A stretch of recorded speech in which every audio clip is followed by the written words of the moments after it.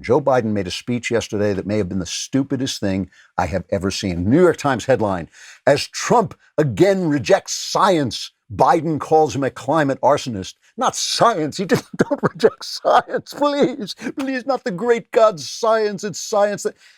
So Biden was going to make this speech in his basement, but then the campaign got this request. Wish it into the cornfield. Please, son, wish it into the cornfield, please. So they wished Joe Biden into the cornfield, and he's standing out there in the cornfield with bugs crawling all over him. And here, let's just play this one clip. This is clip 15. Meanwhile, Donald Trump warns that integration is threatening our suburbs. It's ridiculous. But you know what is actually threatening our suburbs? Wildfires are burning the suburbs in the West. Floods are wiping out suburban neighborhoods in the Midwest. Hurricanes are imperiling suburban life along our coast. If we have 4 more years of Trump's climate denial, how many suburbs will be burned in wildfires? How many suburban neighborhoods will have been flooded out? How many suburbs will have been blown away in superstorms? If you give a climate arsonist 4 more years in the White House, why would anyone be surprised if we have more America ablaze? If you give a climate denier 4 more years in the White House, why would anyone be surprised when more of America is underwater? He was a bad man, so I turned him into a jack-in-the-box. A jack-in-the-box that still had his bad face. Please, son, wish him into the cornfield.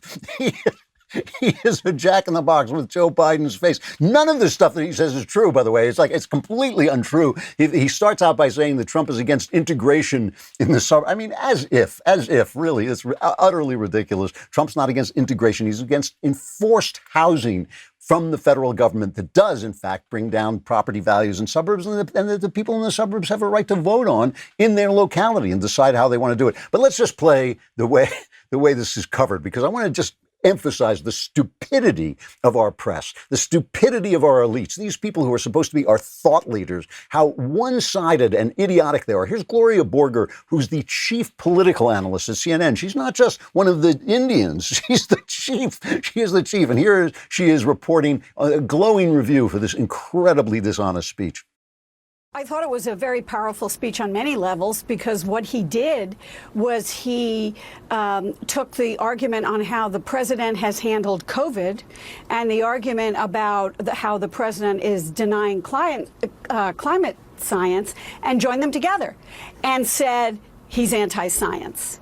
And he also turned the president's campaign on its head by saying, the president says your cities are going to burn. And he said, look, your suburbs are going to burn, and they're going to burn from wildfires.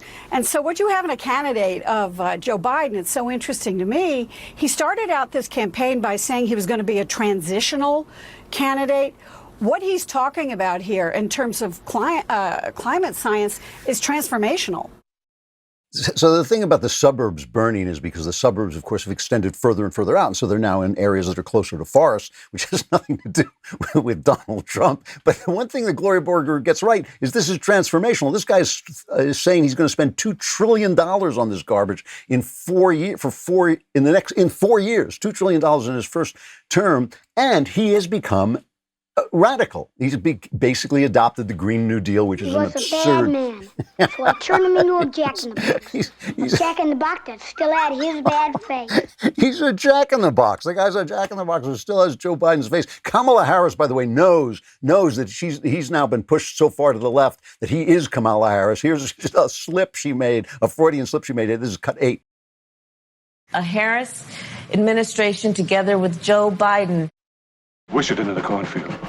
Please, son, wish it into the cornfield, please. A Harris administration with with the help from Joe Biden. She's gonna put a pillow over this guy's face just this minute he's elected. There are no more hurricanes. All of science shows there are no more hurricanes because of climate change. That is not true. There is very, very little likelihood that the small upsurge in the temperatures have gotten warmer over the last century. Very unlikely that this is contributing to forest fires. If it's contributing a little bit, Trump is right. Trump is talking about forest management. And by the way, it is true that most of the forests in California, something like 57% of the forests in California are federally managed. So it's environmentalism all around. It's not just California's stupidity. I loved this thing from Biden out in the cornfield. This is the thing. It's the end of the world. The end of the world coming through climate change. Blacks and minorities most affected. This is cut 23. The unrelenting impact of climate change affects every single solitary one of us. But too often, the brunt falls disproportionately on communities of color, exacerbating the need for environmental justice. Sorry, as a bug. Speaking of the environment. A bug crawling on him because he's standing in a cornfield. Wish it into the cornfield. Please, son, wish it into the cornfield, please. Oh, God, this guy is such a dope. And somebody's right. He's probably not even reading these things before he's probably not even reading them before he gives these speeches.